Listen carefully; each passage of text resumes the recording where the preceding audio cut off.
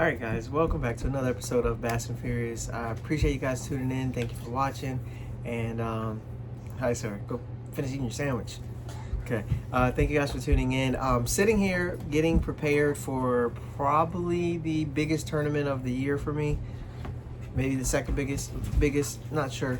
But I'm sitting here getting ready for a tournament that I have coming up, which actually has qualifications available to head to the Bassmaster Kayak Classic. So this is literally like a huge tournament. I'm sitting here getting ready for this tournament, and come back later, son. I'm doing a video. Be with you soon.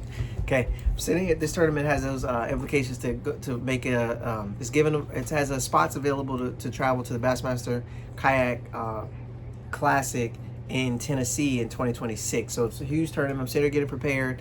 And you know, over the last couple of weeks or whatnot, I've been watching, tuning into bass fishing, a lot of different things going on. So felt like, you know, it's enough of a cluster right now for me to for me to welcome back into the, you know, having some thoughts on this. So as I sit here in, you know, my area of being prepared for a major world event area, it looks like we're back, and now we just want to make sure that we are able to, you know, kind of touch on the topics that we need to touch on. I felt like it's a perfect time for me to chime in here. You know, go ahead and give my 2 cents. So hopefully, you know, I can kind of articulate this in a manner that's, you know, conducive to bringing some positive, or just, you know, say what I feel like I need to say. But we're just gonna kind of just go in order. We're gonna kind of touch on a couple things that I see happen in bass fishing tournament world. First and foremost, congratulations to Tucker on the $500,000 win. Randy Howell on winning 100,000, you know, 80,000. You know, Jacob for winning 130,000. Randy Howell for winning 80,000. Man, these dudes, that's some serious cash right there. That's some numbers that you need to hear more often in bass fishing. That's some numbers you need to hear more. I'm gonna leave it at that. But I want to say first and foremost, congratulations, Tucker. I'm not even gonna go into the whole whether he can catch him with live scope or no live scope, or whether he can catch him throwing a jig, or he only throws a jerk bait, or you know, I'm not even gonna get into all of that, because I think it spoke for itself. I'm gonna just be real. I think it spoke for itself. I have never been one of these that says these dudes can only catch them with a jerk bait. They can only catch them looking at a video game screen. I ain't never been one of those guys, because I do my research and I go back and look. I literally, as a competitor, I fished the same Big Bass Tour tournament that Tucker and Logan won before. I got the photo to prove. Me and my son both entered that $1 million tournament. Me and my middle son, we entered the $1 million tournament. I took my 16-foot tracker and fished that $1 million tournament. I got videos up on it on my channel and everything. I know that boy been fishing for a minute, man. And that tournament, I won't even think about live scope. I'm sure live scope might have was out with that tournament, but I mean, won't nobody even really talk about that kind of stuff back then. I seen them boys win that, right? Like, man, y'all keep sleeping on these dudes, man. Y'all keep sleeping on these dudes in their forward face and act like they can only win when they play video games, man. That to me that's just outdated, repetitive garbage that people just like to spew when they don't have any other information, right? Like the same person that says that can't go on Instagram because they don't got Instagram. They can't scroll back and see this boy catching fish years ago, man. He's been catching. I know he ain't that old, but that should tell you something. The boy been catching fish for a minute. But you know what? I said I wasn't gonna do it, and I did it. So I'm all right. I'm gonna back off that real quick. But all right, so you got that. You got Tucker. I just want to say congratulations to him, man. That's a phenomenal accomplishment. And I'm not taking nothing away from I'm not putting no other spin on it whatsoever. Just Tucker, congratulations on your win. Now we're gonna go to the you know, the Major League Fishing Bass Pro Tour, Tackle Warehouse Invitationals. I don't know what circuit names to call all this stuff, but I'm gonna tell you what. A lot of people give Major League Fishing a hard time about adapting when they hear or get feedback or get criticized or get a better idea, a different idea. A lot of people give Major League Fishing a hard time about it. But if you think about it, so for example, right, like I'm in a marriage, right? And my wife says, hey, honey, I need you to do this. And You just ignore it and just say, look, I'm going to just do what I need to do. Okay, cool. The next year comes up. She says, hey, I need you to do this. And you just ignore it, power through, because you know what's going to happen.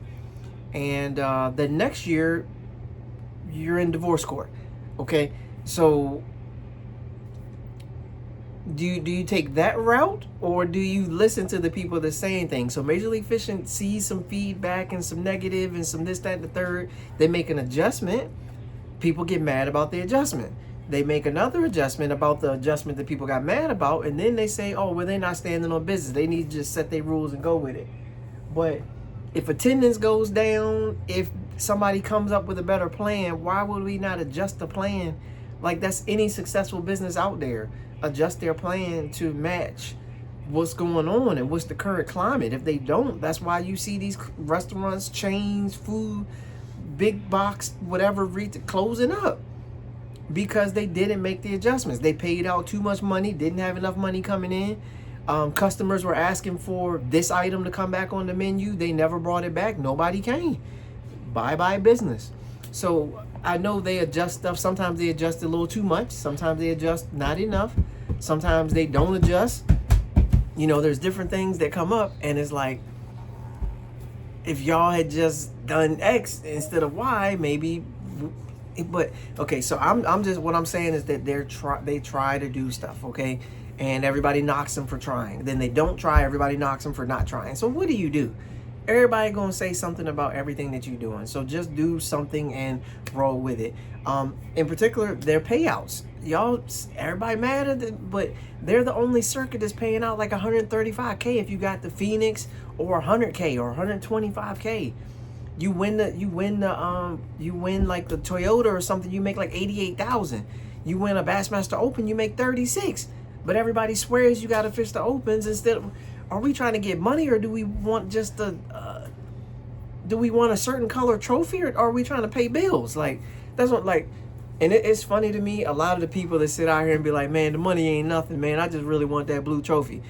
Let me ask their wife, does she want a blue trophy, or does she want the mortgage paid? I'm gonna let that sit there for a second. I'm gonna let that comment sit there for a second. Ask their wife, do they want a blue trophy, or do they want the mortgage paid? Do they want their kids' college education paid for, or do they want a blue trophy on the wall? Do they want a red trophy on the wall, or do they want a Yukon? I'm gonna let that sit there. Y'all just think about that. I understand the prestige of the trophy. I understand the trophy is important. I understand there's goals. I understand there's things people are working towards. I got the little ones right here. You see, you understand?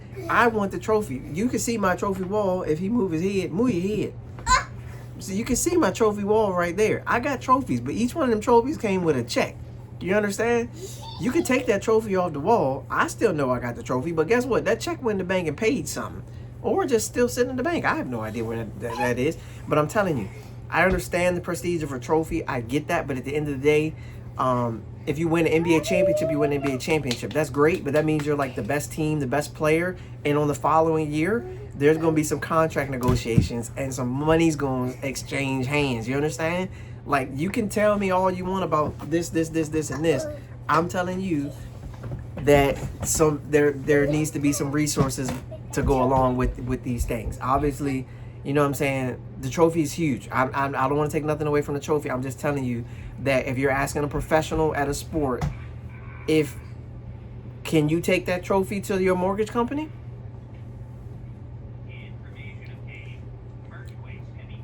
They are going to laugh you out of their office. Okay, I'm just being real. All right, so all I'm saying, guys, is that you gotta. This is what changed my fishing. I believe I mentioned this in a video before, but this is what changed the way I fish and how I approach fishing. You have to develop, if you want to be successful in this fishing industry, you have to develop a plan, okay? If that plan is to run your own carpentry business, to pay your bills, to make sure your ends meet, and you just fish for fun, if you happen to run into a nice bag of fish and make a little extra money, that's just extra money that goes on top of the carpentry business that handles your family's things that need to be handled. Is that the way you approach it? Or Are you making money with sponsors? People just love you and you're charismatic and you can promote products, and companies just are paying you 6 figures to just promote their stuff because they know that when you put a product out there that people are going to buy it. So your money that you make is from sponsors. So if you happen to get a nice bag in a tournament, that's just extra money. Okay, these are all different ways to approach fishing. If your approach is, I'm going to fish to make money in the tournaments to pay my bills, fishing is what pays your bills, you can't pity pat around with these I just want to get a trophy stuff. You can't do that. You can't, I'm just happy to be here. You can't do that. If your goal is to fish the tournaments and make money, it's head down, lock in, practice, and you got to do well in a tournament to get the checks to continue to pay the bills. There's no margin in that. So if that is your method, that's why I say that's what changed the way I fish, the way I look at it. It's, I'm going to make my money elsewhere and fish for fun and hope to get some money from fishing, but my bills and stuff are already good, or am I going to fish to pay my bills? That's the difference. So what I'm saying is you have to plan it out, basically. That's what I'm getting at. You got to plan it out. If you got to determine what your goal is, and then that's how you can approach it. So if you want to follow that, customary pattern of, I'm going to be a co-angler in the BFLs, and I'm going to make enough money to make a down payment on a boat. I'm going to buy myself a boat. Then I'm going to get my credit right. I'm going to get a boat. Then I'm going to fish as a boater. Then I'm going to get a boater. Then I'm going to qualify for the regional. Then I'm going to do well in the regional. I'm going to make it to All-American. Then I'm going to make a really big money in All-American. Then I'm going to buy myself a really nice boat. And then I'm going to take that really nice boat. Then I'm going to go fish the Tackle Warehouse Invitationals. And then I'm going to crush it in the Invitationals. Then I'm going to go fish the Bass Pro Tour. Oh, man, I don't want to fish the Bass Pro Tour. Now I'm going to go fish the Bassmaster Opens, and then I'm going to fish the EQs. I'm going to try to qualify in the EQs so that I can make it to the Elite Series and fish the Elites. Like, if you have a pattern or a plan of what you want to do, then that's what you got. Then you follow your plan, right? You follow your dream, you follow your goal. But that's your plan. But at the end of the day, think about it. You fish the Invitationals, you don't cash no checks. How's your mortgage going to get paid? That's where I say you got to have the plan. You got to continue to work and try to beat these dudes that's fishing full time, that figured out another way. You got to try to beat them in between working your full-time job. People have done it all the time. Are you going to be the one that does it? Do you want to be the 13 people that have done that in the last year out of the 77,000 that tried? You want to be the 13?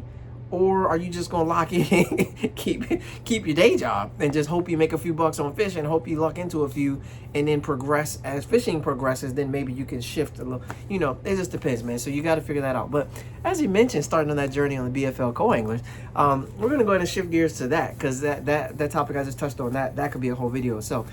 But you switch gears and now you're talking about co-anglers. They have made changes to the co-angler side of things. Guys, there's changes everywhere, right? So the co-anglers, they had already switched it to 3 fish. Now the BFLs changed the forward-facing sonar rules. Bassmaster changed their forward-facing sonar rules. Tackle Warehouse, everybody changed their forward-facing sonar rules. My suggestion is that the BFLs run a forward-facing sonar trail, a non-forward-facing sonar trail. Run it for a year, see which one participation does well at. If they both do well, just keep running them both. If one completely crumbles, one does really well, clearly you got your solution.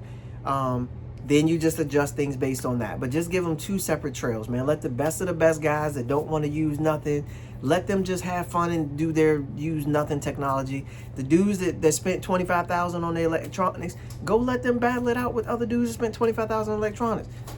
Just go to war. Everybody just go to war. Just battle it out the way you need to battle it out. The spinnerbait league versus the jig minnow league, and just go and figure it out. Just do it that way, or do it if it's 5 tournaments in the league, do 3 with it, 2 without it, and do it like that. Because this is really why I made this video. I'm gonna be honest with you. This is really why I made this video, because I got so tired of people crying and complaining. They made its rule change. Adapt. Literally, that's what the sport is. The sport is adapting. Bass fishing is all about adapting to the current conditions. That's why some people do well in tournaments, and that's why some people suck. Okay? At the end of the day, you have to adapt. So they made a rule change. Adapt or get out. That's it. Come back when it suits you. Leave or figure it out. Here's the thing. This is the big picture. I haven't heard nobody mention this, and I'm going to throw this out here in this video for everybody to hear and see. Okay. At the top level of the Bass Pro Tour, you're allowed to use forward-facing sonar for one period, not a period. One period, not a period. One period, not a period. Okay? And then league beneath it, it's a similar setup, right? So in my mind, I'm thinking that the Major League Fishing, Bass Pro Tour, whatever that conglomerate is, decided to say, hey, let's challenge our BFL guys to the same time management skills that are necessary to achieve a greater level of success on our trail. It's like saying we all play basketball with a certain size basketball. Why are we letting the BFL guys just run wild and do whatever they want? Then they get to the Bass Pro Tour and they can't hack it because they're so used to doing things one way. Now they get up here, they got to learn a whole new system. They don't know what to do. They get kicked off after a year or two. Then they got to grind back again until they get the rhythm. And then there's a few guys that just figure it out, or they practice. Some of these guys go out and practice on their own with the timer and the clock. They do it all because they want to be prepared. I'm that type of guy. I will 100% do that. I will practice running your system before I even get to your system. That's just how I am. But I'm different. I realized a long time ago I'm not like most. So is that what I'm thinking, is that Major League Fishing was like, let's challenge the guys to a time management system. So I don't know if they're thinking like this, but this is just how I see it, okay? And now we got BFL guys that have to manage it for 3 hours. Is 3 hours not comparable to like one period at the top level? So you now have to use it and then not use it. And you got to cut it off, and you have to plan your strategy around being successful for using it basically, essentially for one period. And then the rest of the day you can't use it at the BFL level. So when you get to the invitationals, when you get to the Bass Pro Tour, if you achieve your great level of success that you're looking for, you are now better prepared. It's kind of like the EQs when they made the trails where you got to battle it out on smallmouth and largemouth, and you got to go here and you got to go there, you got to travel, you got to go there. They basically make you run the gambit for when you get to the elites, you're not lost in the sauce. They're making the trail, the entry level trail, comparable to the higher level trail. It's like having kids play with a soccer ball at size 3, and then you all of a sudden when the tournament hits, they got to play with a size 5. And can't none of your kids kick the ball because y'all ain't been practicing properly. To me, that's what I thought of when I saw it. I'm like, this makes perfect sense to me. Have these guys at the BFL level manage their time. Pay attention to the clock so that way when you get to the higher level, you're prepared. Why is nobody else is seeing this? They're just like, oh my God, I can't believe it. They're changing the rules. I spent $25,000 on my electronics. You tell me I can only use them for 3 hours. Who's going to police this? Who's going to be setting the rules? Now we're going to have co-anglers and boaters fighting on the boat because the co-angler shut off the timer. And if the co-angler gets mad, he's going to tell the boater that he used it for 3 hours, but he only used it for 2.5. And since the boater won't pay attention, problem, right? Here we got conflicts. Now we got issues and this and this. Is like, or they're like, oh, they cower into the co-anglers, man, giving the co-anglers 5 hours of time and only us 3 to do our thing, and them 5 of just running down the bank. I'm not saying y'all gripes is wrong. I'm just saying you got to think about it, man. They done made the rule. All your complaining ain't gonna do nothing right now. They done made the rule, and if they backtrack on the rule, then you just got all your breath out there. I guess you feel better about yourself if they back off the rule. But then if they back off the rule, now you're back to the co-anglers complaining, the boaters complaining. People, they going to complain regardless. They could have said no forward-facing sonar. Everybody's going to complain. They could have said everybody use forward-facing sonar the whole time. That would have been the same as before. So people still was going to complain. They could say half and half. People still going to complain. They could say 20 minutes of forward-facing sonar. You still going to complain. They could say 7 hours of forward-facing sonar. You still going to complain.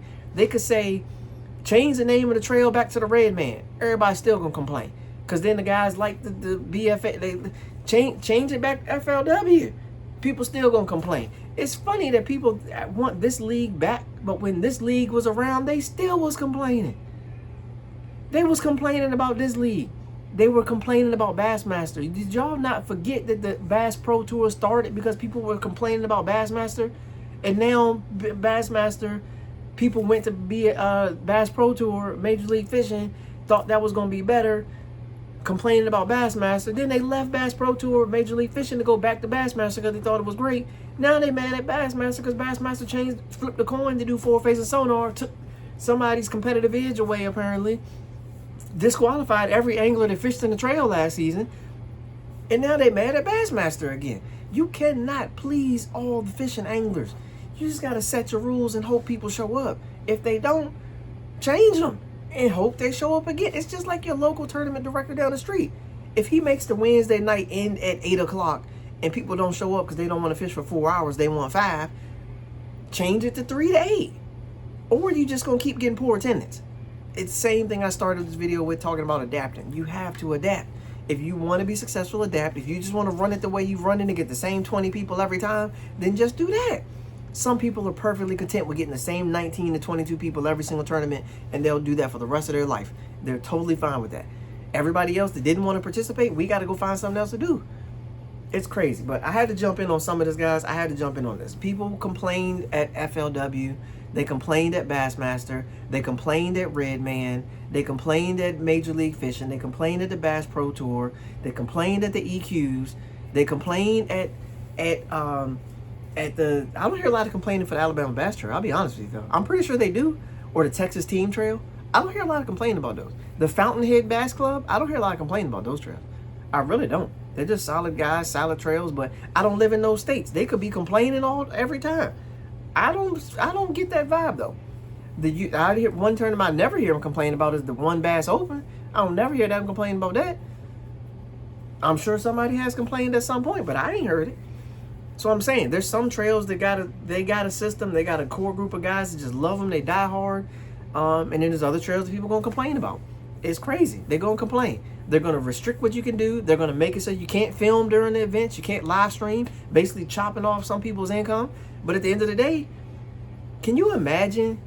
Can you imagine? Now, mind you, the difference is independent contractor versus paid professional athlete, right? I'm paying you $20 million a year. I'm paying you $50 million a year. No, you can't live stream during the basketball game. I'm paying you $50 million a year.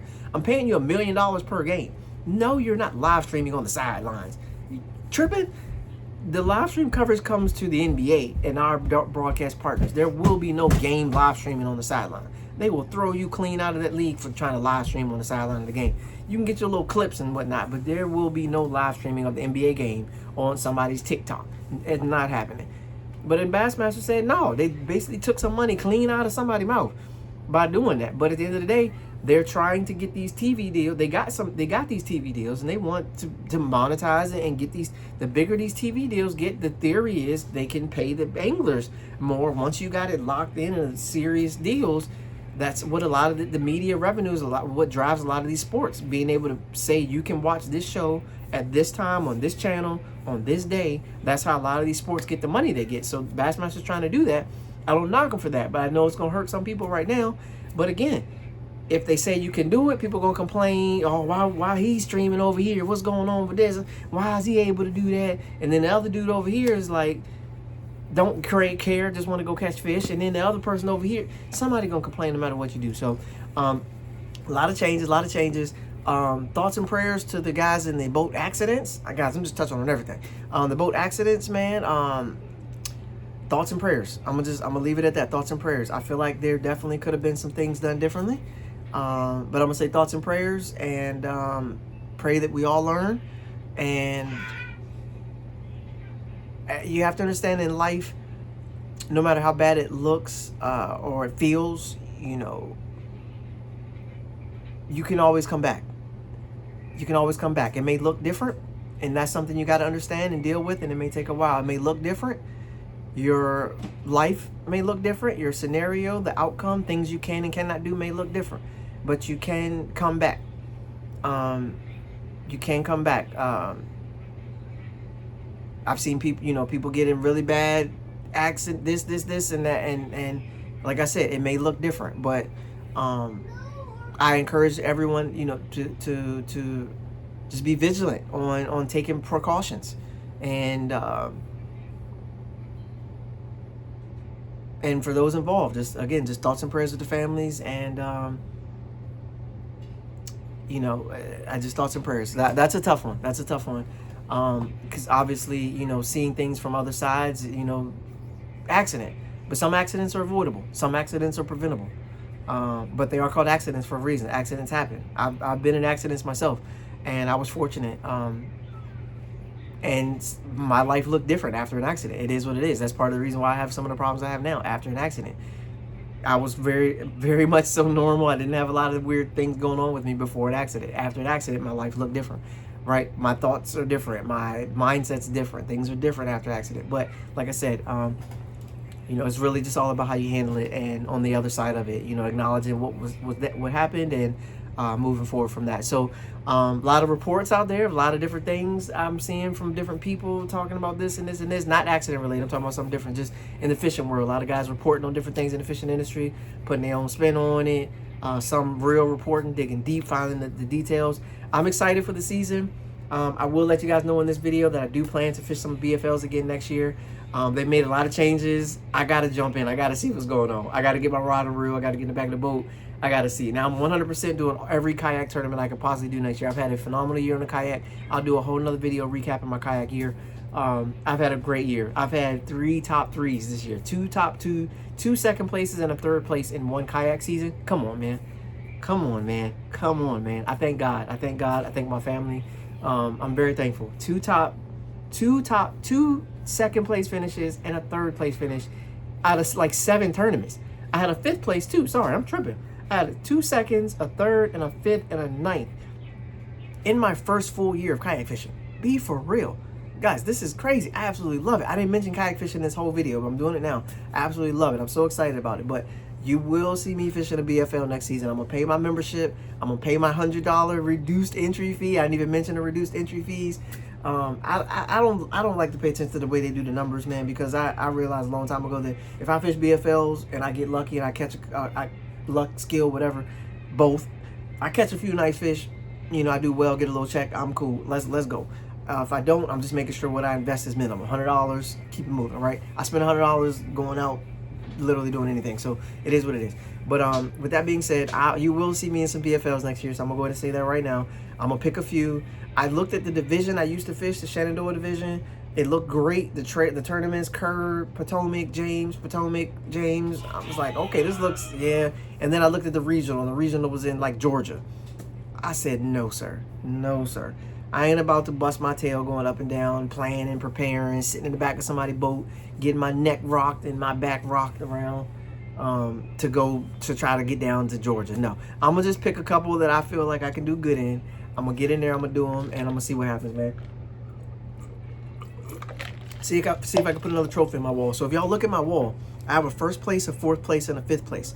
This year in the kayak fishing, I got a 2nd place, a 2nd place, a 3rd place, a 5th place, and a big bass. So my trophy wall should be filled all the way up. The only thing is our club only gives trophies out for 1st place.